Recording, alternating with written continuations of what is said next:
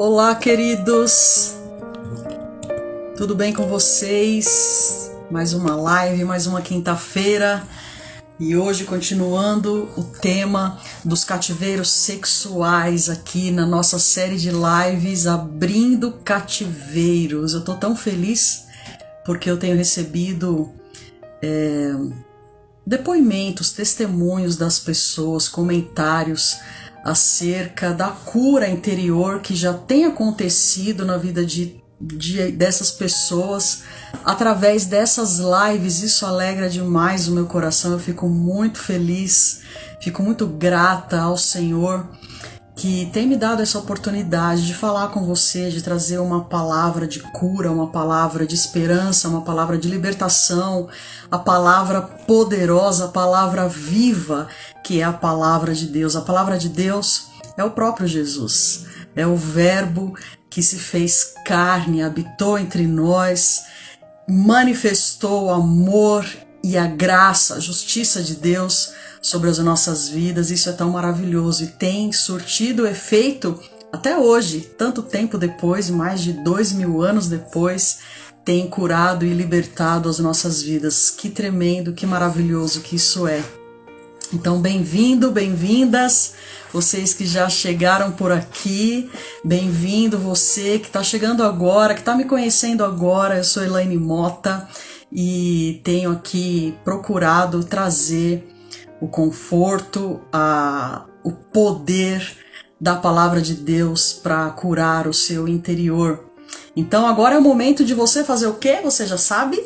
Clicar aí nesse aviãozinho e disparar essa live para um tanto de gente que precisa ouvir o que nós vamos falar aqui nessa noite.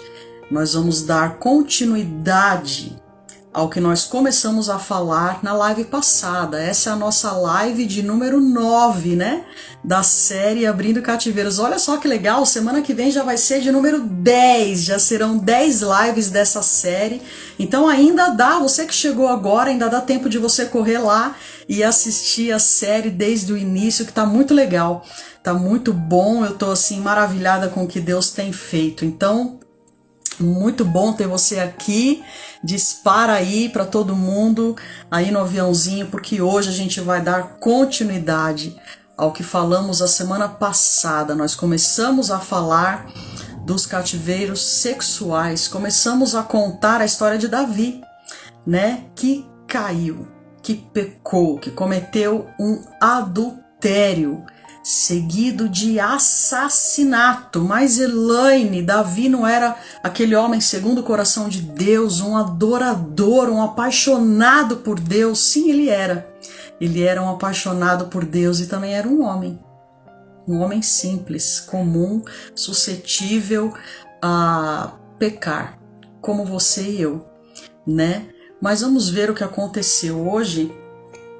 Nós vamos falar das dimensões das relações sexuais, né? Eu soltei aí um vídeo de chamada para essa live dizendo que relação sexual não é diversão, né? Não é meramente diversão, não é assim, é algo muito mais sério do que nós imaginamos, né? Quando você está com outra pessoa, quando você se envolve emocionalmente, sexualmente, fisicamente com outra pessoa, existe ali uma troca muito grande, muito profunda. Não é só um sentimento, não é só algo que passa pela nossa alma, como se isso já não fosse muita coisa, né? Nós vamos falar um pouquinho de laços de alma. A gente hoje não vai ser o último dia desse assunto, com certeza, porque tem muita coisa para falar e eu vou falar tudo que eu puder, tudo que couber dentro dessas lives, tá bom, gente? Então continue acompanhando para você ter a continuidade do assunto, tá bom? Então, as dimensões das relações sexuais. Nós somos um ser tridimensional, digamos assim. Nós somos um espírito, temos um corpo e temos uma alma. Habitamos num corpo físico e temos uma alma, temos um corpo emocional, temos uma mente, temos um coração cheio de sentimentos, né? E nós fazemos laços com as pessoas através deste coração, desta alma, desses sentimentos. Mas hoje eu quero mostrar para vocês falar ainda a respeito da entrada num cativeiro sexual e do que isto pode gerar, como que entrar num cativeiro sexual pode afetar a sua vida e a sua descendência. Porque quando você mistura o seu DNA com outra pessoa, com outra família, com outra história, isso vai trazer uma consequência para a sua história, para a sua família, para os seus descendentes. Então, as pessoas estão vivendo as relações sexuais como se fosse ali e acabou. Depois eu tô com outra pessoa, depois eu tô com outra e acabou. Mas não acabou. Existiu uma troca, um laço de alma, uma troca de DNA, e a gente vai ver aqui o que isso pode causar na vida das pessoas. Então, a gente leu na semana passada o versículo de Provérbios, do livro de Provérbios 27:12, falando acerca de Davi, né? A gente trouxe esse versículo para dentro da história de Davi, diz assim: o prudente, o homem sensato, ele vê o mal e se esconde. Ele foge, ele sai correndo quando ele vê um perigo, quando ele vê uma ameaça, algo que pode aprisioná-lo. Então ele sai correndo, ele foge rapidamente daquilo. Por quê? Porque os insensatos é que passam adiante. Os insensatos, as pessoas não prudentes, as pessoas, digamos assim, irresponsáveis, inconsequentes, essas pessoas, elas passam adiante quando elas veem o perigo, elas vão de encontro ao perigo. E é aí que elas ficam aprisionadas, é aí que elas são capturadas para dentro de um cativeiro, de um aprisionamento emocional, sexual até. Então, quem passa adiante, a Bíblia diz em Provérbios 27:12 que sofre a pena. Sofre a pena. E eu estava aqui dizendo para você que chegou agora, que está chegando aí agora, que Davi sofreu a pena, não só nele, não só no coração dele, mas ele foi colhendo na sua geração o efeito catastrófico de ter cometido aquele adultério seguido de assassinato. Porque aquele adultério gerou uma criança. Aquela mulher Batseba, ela engravidou por consequência daquele adultério com Davi. E ela, enfim, uma mulher casada cujo marido trabalhava para Davi. E Davi, enfim, você vai ler todos os detalhes da história lá no livro de no segundo livro de Samuel, lá nos capítulos 10, nos capítulos 11, né? A partir do capítulo 11, o adultério de Davi e a morte de Urias, então marido de Batseba. Então houve um assassinato quando Davi soube que Batseba estava grávida. E o marido dela era um dos homens do seu exército, um homem extremamente fiel, extremamente leal, não tinha o que fazer para resolver aquela situação. Eu não imagino o que teria acontecido se Davi tivesse contado para Urias. Se Davi tivesse chamado Urias e dito: olha, eu cometi um adultério com a sua esposa. Eu não sei se Urias teria matado Davi, talvez, será? Não sei. Mas naquela época as coisas eram muito assim, né? Se resolviam assim. E hoje em dia as coisas ainda muitas vezes chegam nesse extremo, né? Mas o que aconteceu foi que, por conta dessa história toda, por conta desse adultério, de toda essa situação de caos, essa situação caótica para Davi, ele envia uma carta para o comandante do exército dizendo que Urias, o marido de Batseba, deveria ser colocado na frente da batalha, na linha de frente do exército, porque evidentemente ele morreria. O comandante obedeceu a Davi Urias foi colocado na frente do exército e foi morto. Então foi praticamente um assassinato mandado, né, arranjado, digamos assim, por Davi, pelo rei Davi.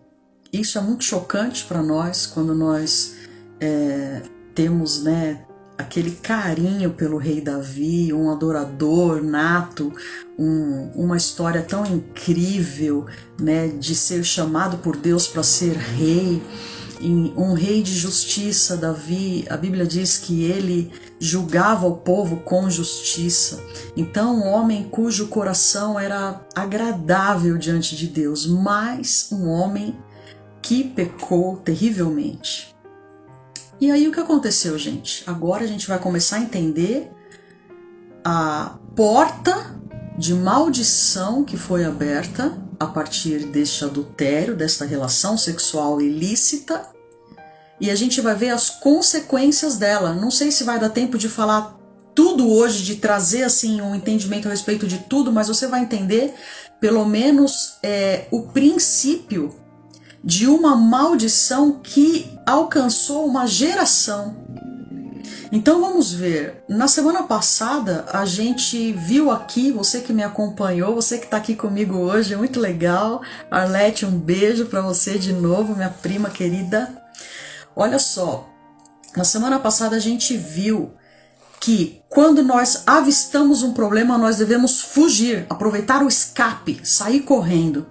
Mas o erro de Davi foi que ele viu Batseba e ele permaneceu olhando, ele ficou olhando até que ele caiu, né? Então ele se tornou cativo naquele momento, ele se deixou capturar por aquela cena. E quando ele cede àquela tentação, ele é como se ele escrevesse um documento legal autorizando uma maldição. Eu não sei se você já ouviu falar o termo legalidade. Aquela pessoa deu uma legalidade para o inimigo, né? Aquela pessoa, ela abriu uma brecha, né? Eu gosto de chamar de documentos legais. Por que documentos legais? O que são as legalidades, né, propriamente ditas? Por quê que eu gosto de usar este termo assim judicial? Porque o reino do Espírito, ele tramita, ele se movimenta debaixo de uma lei. Existem leis espirituais, né?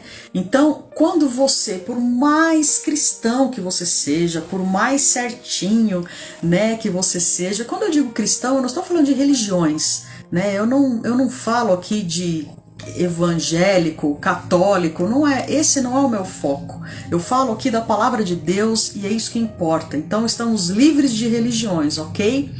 Então, por mais que você seja alguém aplicado ao bom caráter, aos bons costumes, por mais que você seja alguém que procura entender a palavra de Deus para obedecê-la, se você entrar numa situação de pecado, como Davi entrou, é como se você estivesse assinando um documento legal, autorizando que espíritos malignos viessem atuar na sua vida naquela área.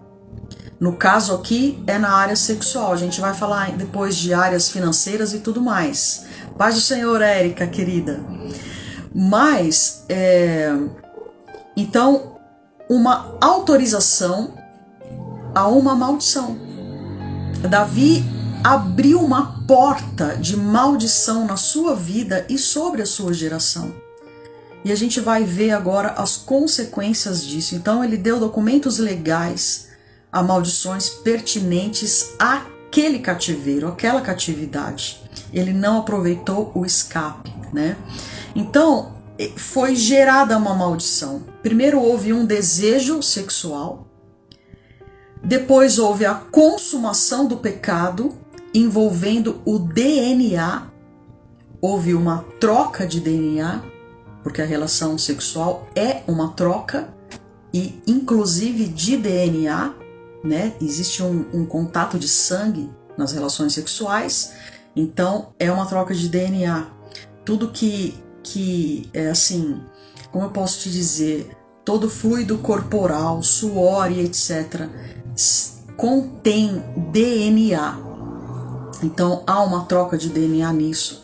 Depois veio o assassinato de Urias, marido de Batseba, onde também houve um derramamento de sangue.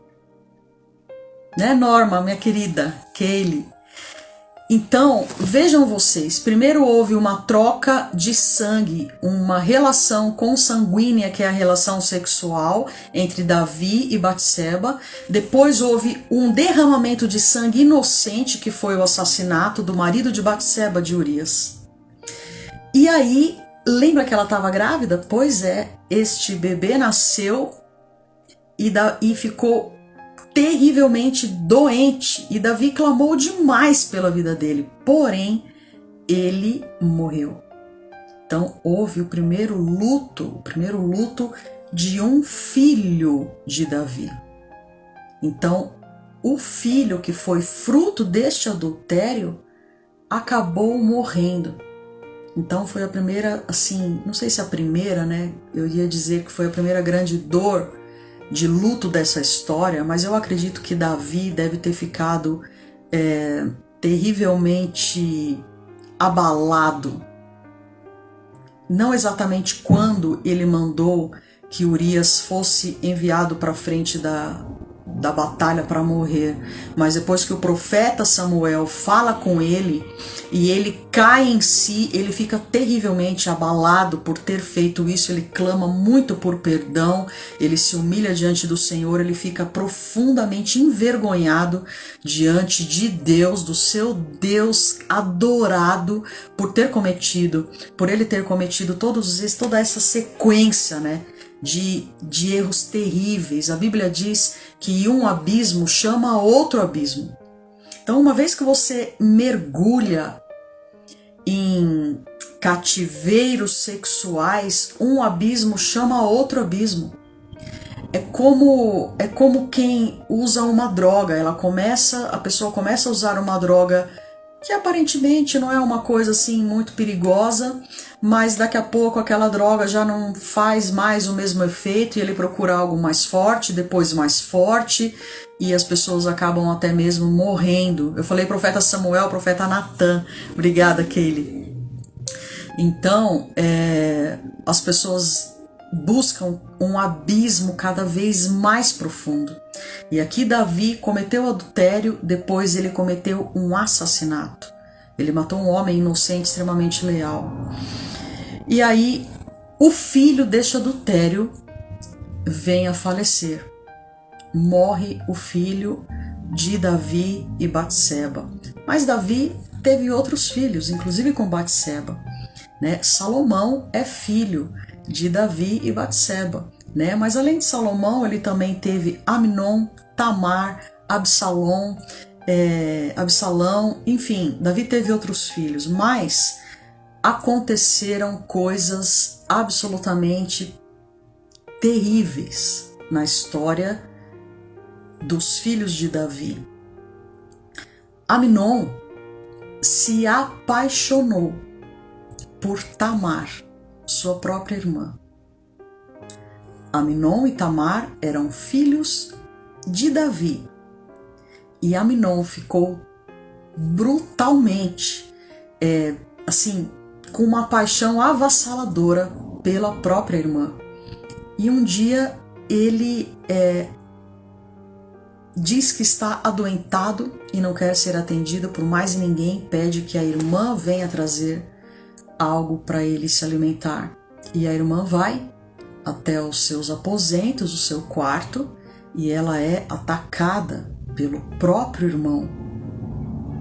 Ela clama que ele não faça o que ele pretendia fazer, mas ele está tomado por um desejo que o cega e ele comete um incesto.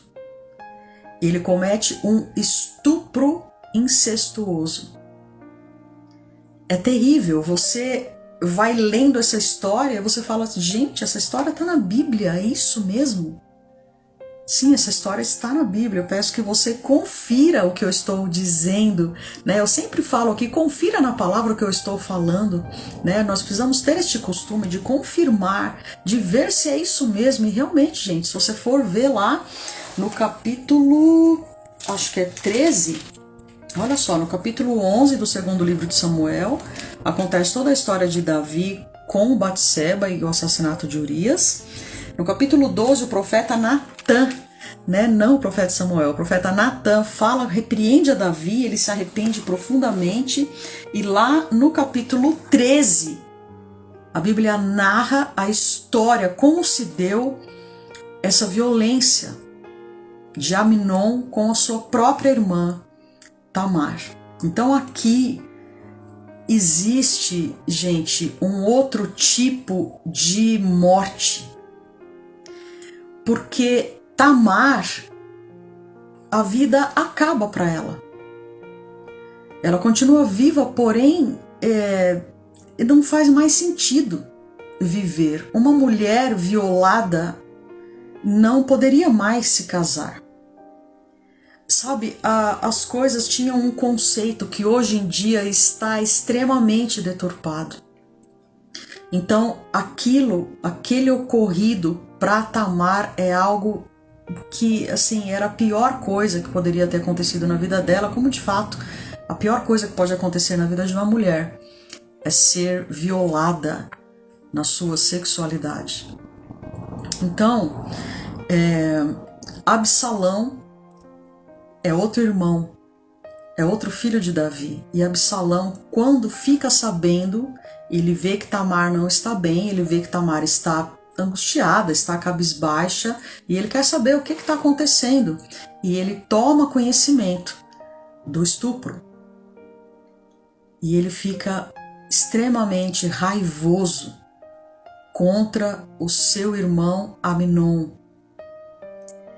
E aí, gente, se você continuar nos capítulos, você vai ver que algo ainda mais terrível acontece. É uma sucessão de maldição, é uma sucessão de horror, de perversidade.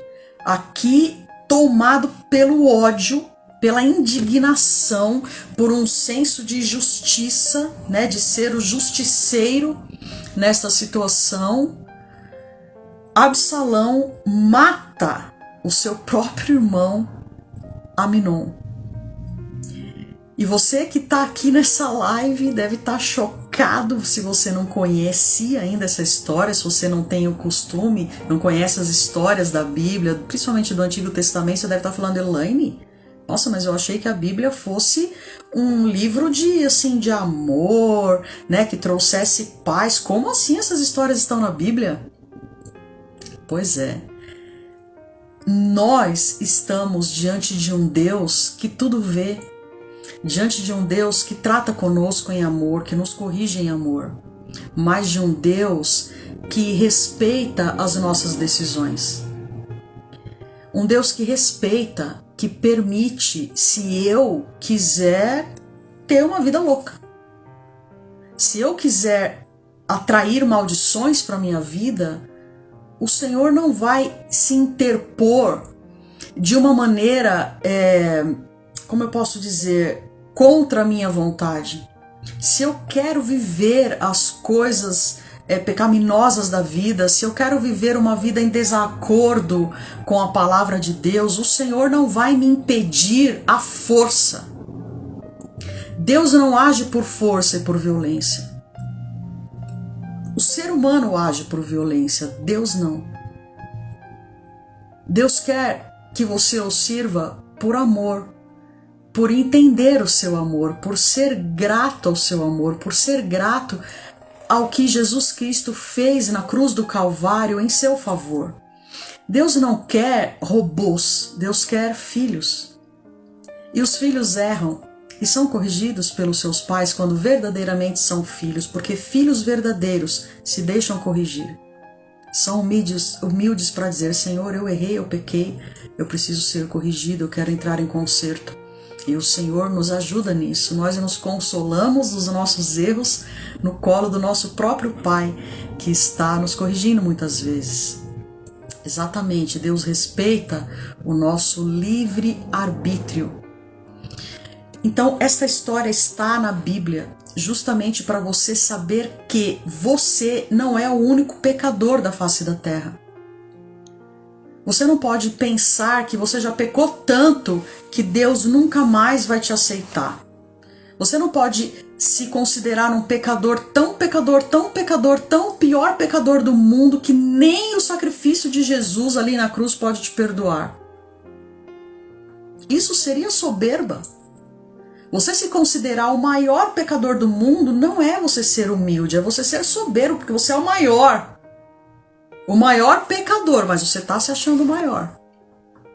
E aqui, essa história, ela está diante de nós para nos mostrar a nossa humanidade e para nos mostrar que ainda que sejamos adoradores, cristãos, queremos obedecer a palavra, mas nós temos uma fragilidade. Por isso nós precisamos depender muito do nosso Senhor. Por isso nós precisamos ser cheios do Espírito Santo, ser conhecedores da palavra, para quando a gente vê o perigo, a gente já sabe que a gente tem que fugir, que a gente tem que agir rápido, porque senão a gente pode ser aprisionado. E um pecado como esse levou maldição a uma geração. Gente, um filho matou o outro. Um irmão que violentou sexualmente a própria irmã.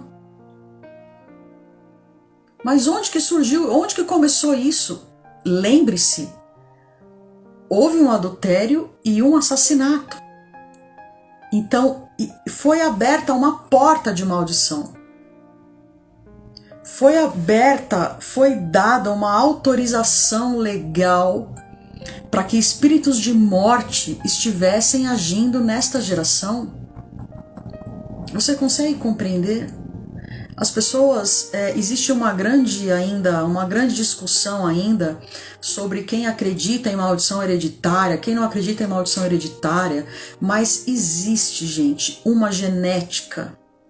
Existe uma genética em nós, existe um DNA na nossa vida, existem bênçãos geracionais. Eu herdei bênçãos geracionais dos meus pais, mas também existiram maldições que eu preciso agora identificar.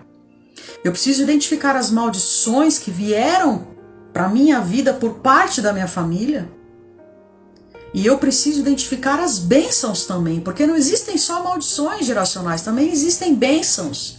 Eu preciso identificar e tomar posse delas, mas as maldições eu preciso também identificar para tomar uma atitude em relação a elas.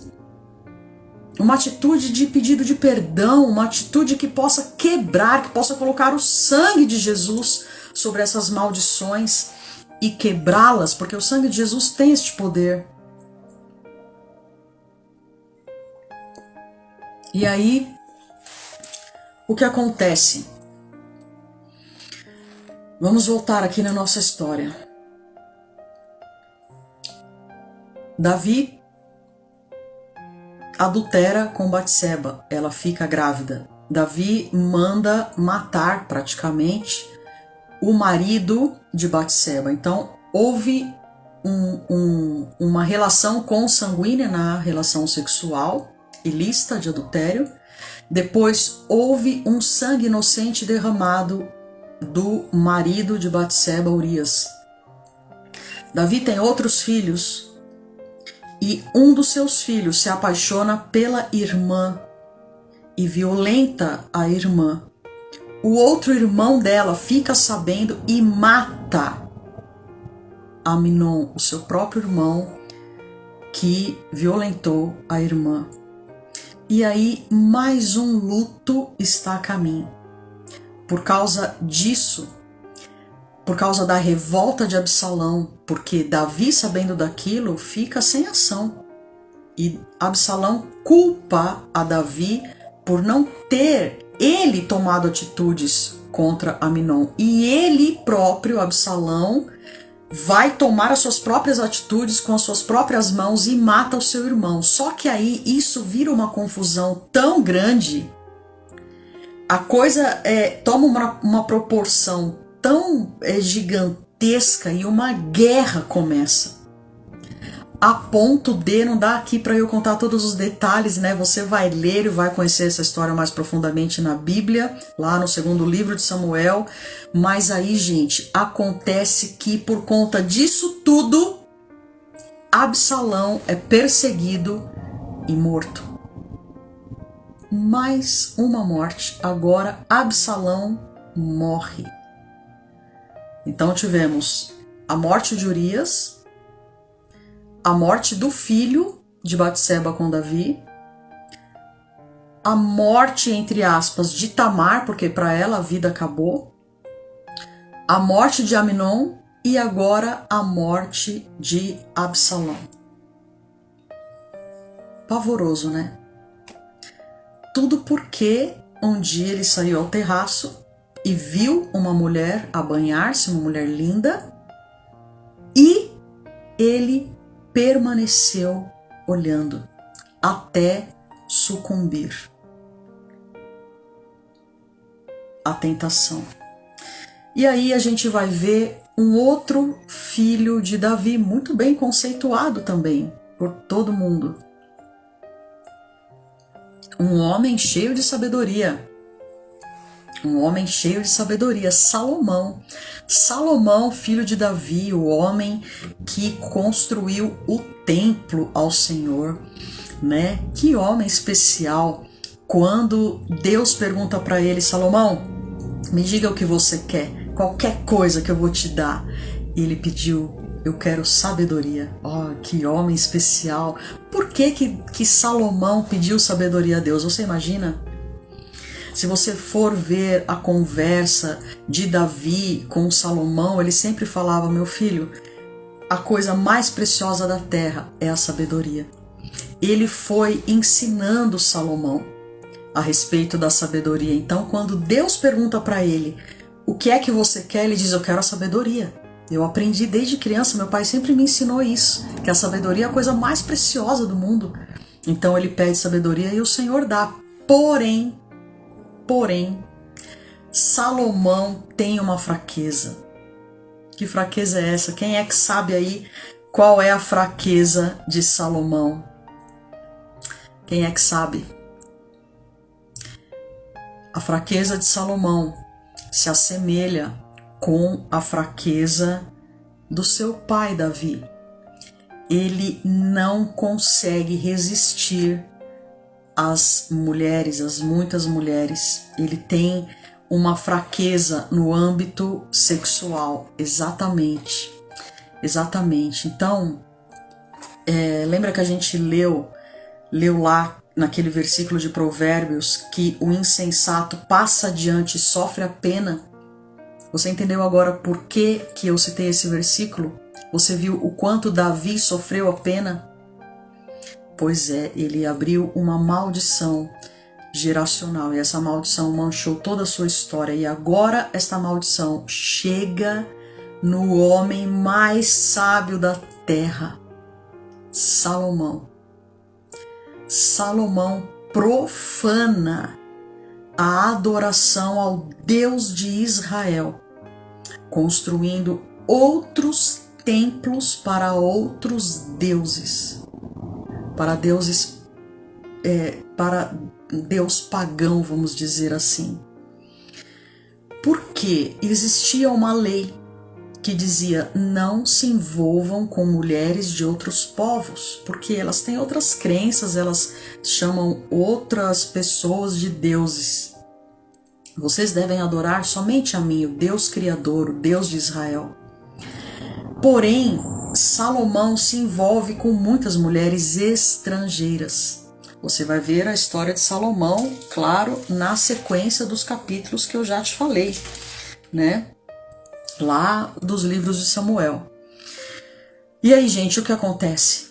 Salomão, seduzido por paixões sexuais, ele tem 1000 mulheres. E não é força de expressão, não. Realmente ele teve 1000 mulheres. Salomão se envolve, gera uma confusão tremenda na sua mente, na sua alma, no seu coração. Mas Elaine, mas ele não era o homem mais sábio, ele era o homem mais sábio. Porém, ele foi seduzido pelas suas paixões, a ponto de o homem que foi escolhido por Deus para construir o templo do Deus de Israel, ele acaba construindo outros templos.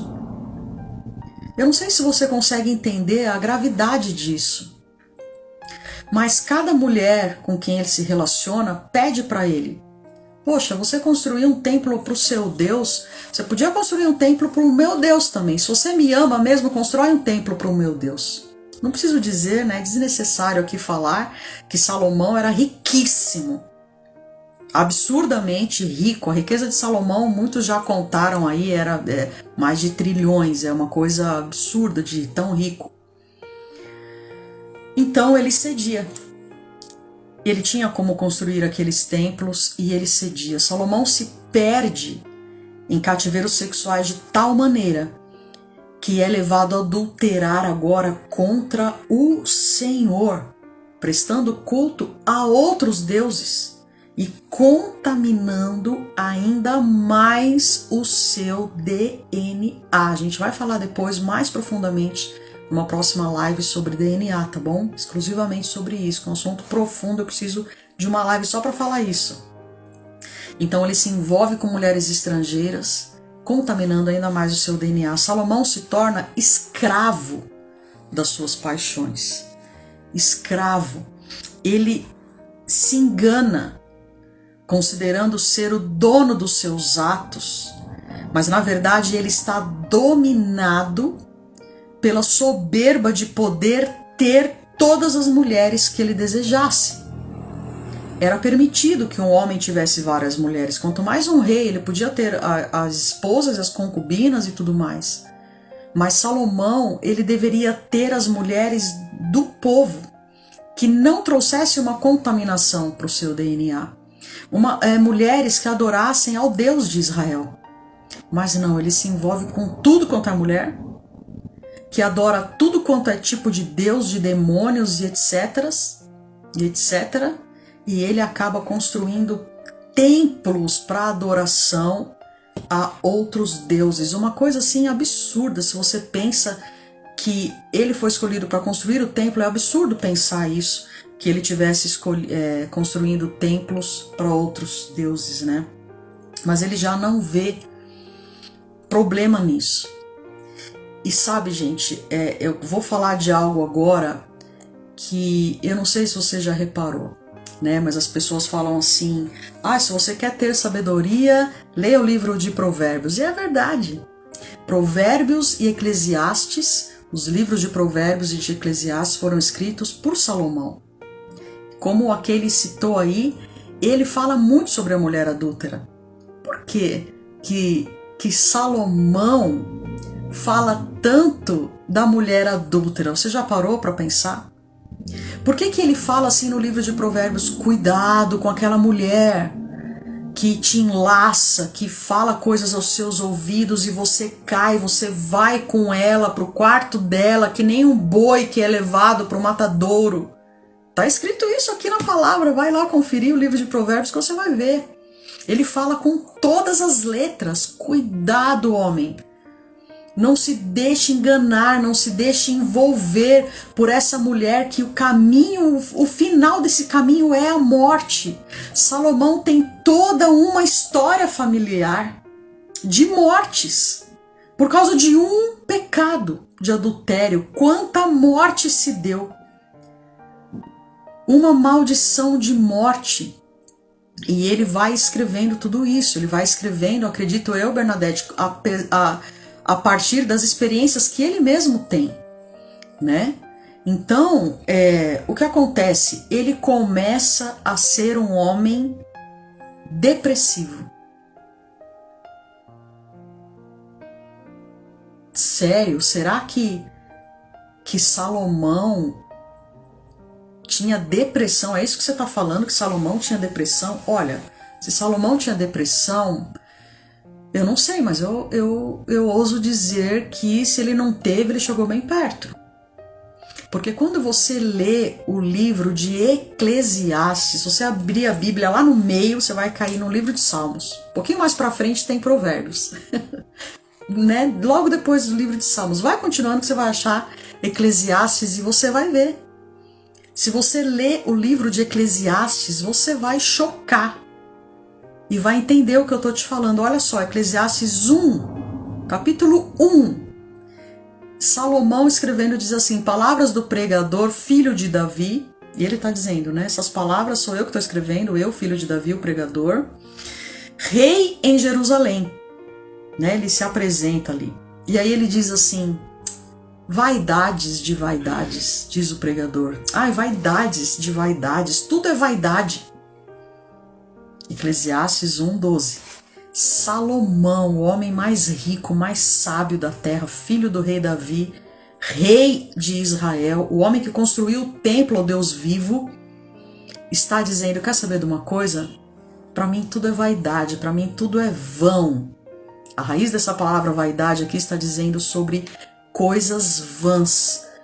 Salomão está tão perdido nos laços de alma, nas suas muitas relações sexuais contaminadas, que ele perde a alegria de viver.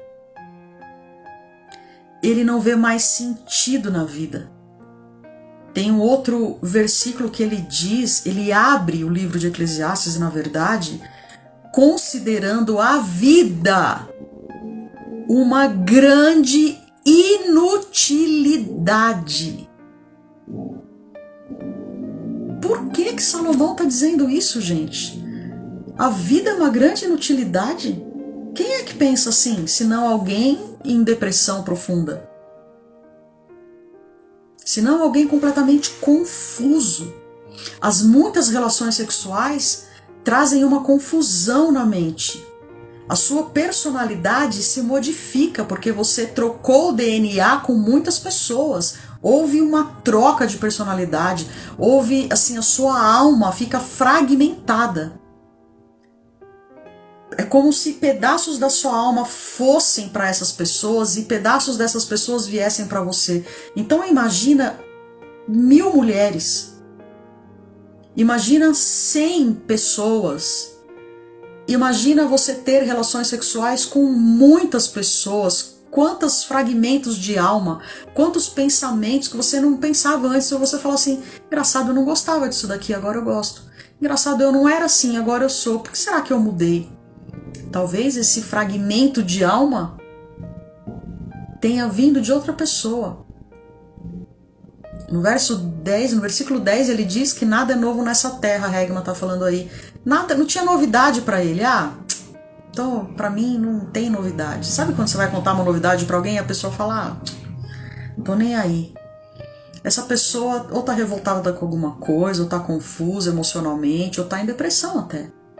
Porque quem não se alegra com as novidades não tem sentido mais. E Salomão estava tão profundamente envolvido nas muitas relações sexuais que ele já não via prazer em nada mais na vida. Ele não via alegria na vida, nas coisas dessa vida, né? Olha só o que diz Eclesiastes 1, 13 e 14. Vamos ver aqui. Então, Eclesiastes foi escrito por Salomão já idoso. Então, e ele fala lá no final de Eclesiastes, né? Ele fala assim: jovem, você que ainda é jovem, lembra-te do teu Criador nos dias da tua mocidade. Anda pelos caminhos que satisfazem o teu coração? Sim, ok, beleza, mas lembra, fica sabendo que de tudo isso Deus te pedirá conta. Lá no versículo nos 13 e 14 do capítulo 1 ainda de Eclesiastes, ele diz assim: e apliquei meu coração a esquadrinhar e a informar-me com sabedoria, ele pedindo conselho do próprio coração, informar-me com sabedoria de tudo quanto sucede debaixo do céu. Esta enfadonha ocupação Deus deu aos filhos dos homens. Salomão aqui está dizendo: tudo que acontece debaixo do céu é um enfado, é um cansaço, é uma coisa chata. Ele perde completamente a alegria de viver. Ele diz que tudo é vaidade, aflição de espírito. Ele murmura. O homem mais sábio da terra, filho do rei Davi, né, traduzindo, a Hegman tá falando aí, não faça as besteiras que eu fiz. Pois é, lá na velhice ele fala, o que que eu fiz? A minha vida virou uma coisa vazia, uma coisa, acho que estava quase insuportável. Quando você lê o livro de Eclesiastes, você percebe murmurações, depressão, baixa autoestima. Eu vou contar na mentoria dos 21 dias a raiz da baixa autoestima.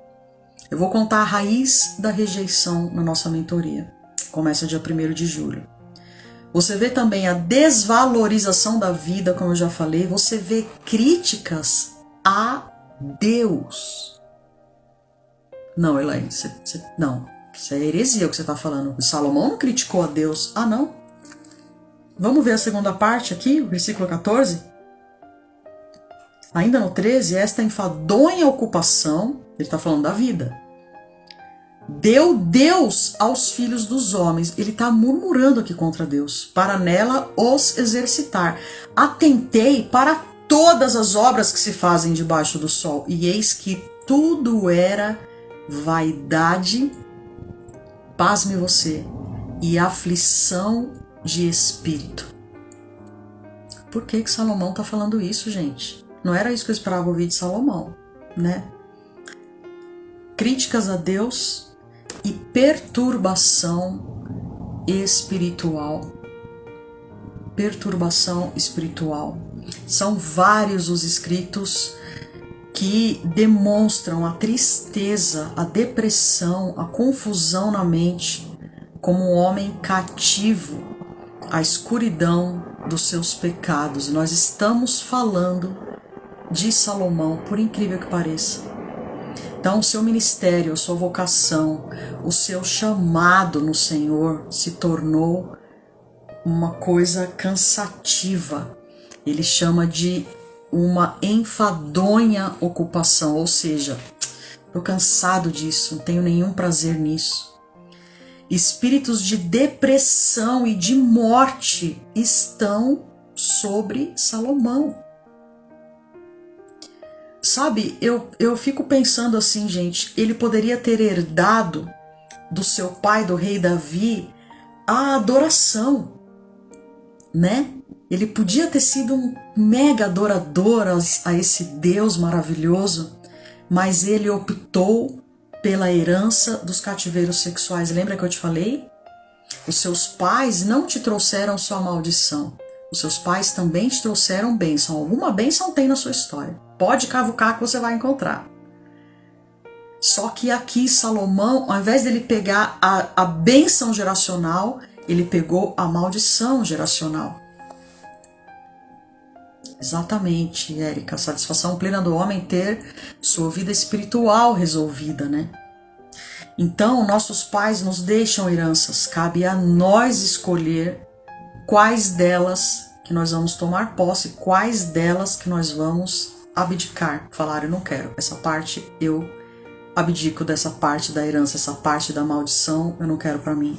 Então, Salomão tinha toda a sabedoria de Deus disponível para ele. Mas ele escolheu a pior parte da herança de Davi. É a balança da sabedoria e da vontade. E com essa balança eu vou encerrar a live de hoje. Passou tão rápido, né, gente? Nossa, parece que cada live está passando mais rápido. Que é isso? O que tem na balança da sabedoria? Governo no espírito. Você governar as suas vontades.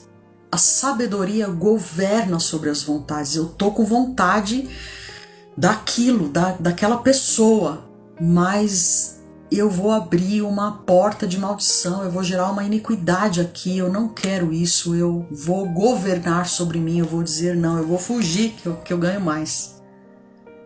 Esse é o governo da sabedoria.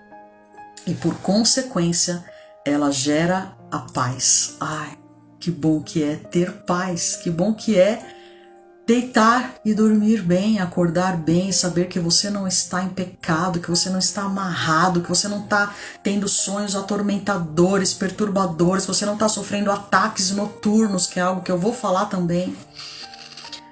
Mas, né, a gente vai caminhando aqui devagarzinho para a gente chegar nessas outras partes também. E o que tem na balança da vontade, do lado da vontade? Quem cede à vontade, quem satisfaz todos os seus desejos, não tem o governo do espírito, tem o domínio da alma. E perceba a diferença entre governo e domínio. Quem governa, quando o espírito está acima das suas decisões, existe um governo. É diferente governar. É diferente ser governado e ser dominado. Exatamente, não tem preço que pague a nossa paz. E a vontade, ela é o domínio da alma. É a alma que estoura o seu cartão de crédito. É a alma que te faz pecar. É a alma que faz você comer exageradamente. É a alma que, não dominada, não governada pelo Espírito Santo, inclusive, se rende, faz a carne se render. Então, a vontade tem o domínio da alma e a rendição da carne. E por consequência disso, vem o tormento. Sabedoria, governo do espírito, paz. Vontade, domínio da alma, rendição da carne, tormento. E daí você pode continuar a lista. Da paz você vai encontrar toda sorte de prosperidade, alegria, bem-estar, sentido da vida, né? Agora, no tormento você vai ter o quê? Roubo da saúde, roubo da paz, né? Claro, tormento, gente, o contrário da paz. O tormento vai te trazer prejuízos, espíritos de morte, enfim, aprisionamentos. Um peso, um remorso. Glória a Deus, Elisângela. É bom mesmo, como é bom aprendermos com a palavra de Deus. Deus não ocultou a história de Davi. Deus não ocultou a vergonha de Davi, do que aconteceu na sua geração. Essa história, essa live de hoje eu quis trazer para vocês porque ela deixa um alerta muito grande para nós. Quando nós erramos, as consequências dos nossos erros não vêm somente sobre nós. Quando nós erramos, nós afetamos as pessoas que estão perto de nós. As nossas decisões, sejam certas ou erradas, vão refletir na nossa família, nos nossos filhos, nas pessoas que estão próximas a nós. Então pense bem antes de tomar as decisões. Pense bem o que é que esse caminho vai me levar. Será que lá no final é um caminho de morte? A Bíblia diz que há caminhos de morte, que há pecados que são para a morte. E os pecados contra o corpo, a Bíblia fala muito seriamente sobre isso. Existem pecados e existe uma classe de pecados que a Bíblia deixa especificado, que são os pecados contra o corpo. Consequências terríveis, a ponto do rei mais sábio da terra, na minha humilde opinião, ele terminou a vida muito depressivo, muito triste, totalmente cansado e sem prazer de viver, não vendo nada de bom.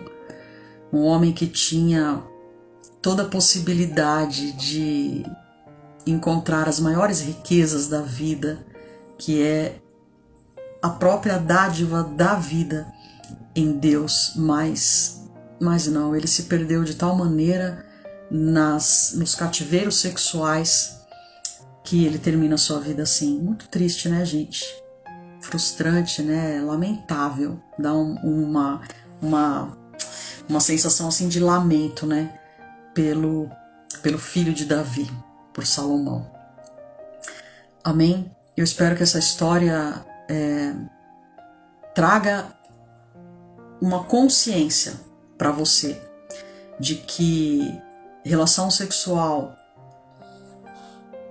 pode ser uma bênção, mas também pode ser uma porta de maldições.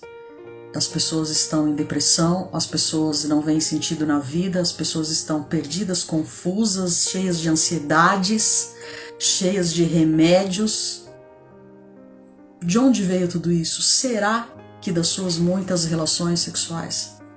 Não sei, talvez a gente tenha essa resposta nas próximas lives. Semana que vem eu espero você aqui para a gente falar das evidências de que mostram que pessoas estão em cativeiros sexuais, tá bom? E também a gente vai falar das evidências concretas e das evidências abstratas. Se eu fosse você, eu não perderia por nada, tá bom? Deus abençoe vocês, um grande beijo, compartilha essa live, eu vou deixar ela salva aqui, e que Deus abençoe você e te guarde puro, santificado, em nome de Jesus. Um grande beijo. Tchau, gente. Quem quiser informações sobre a mentoria, tá lá no link da bio, tá bom? Beijo, gente. Deus abençoe vocês e até a próxima.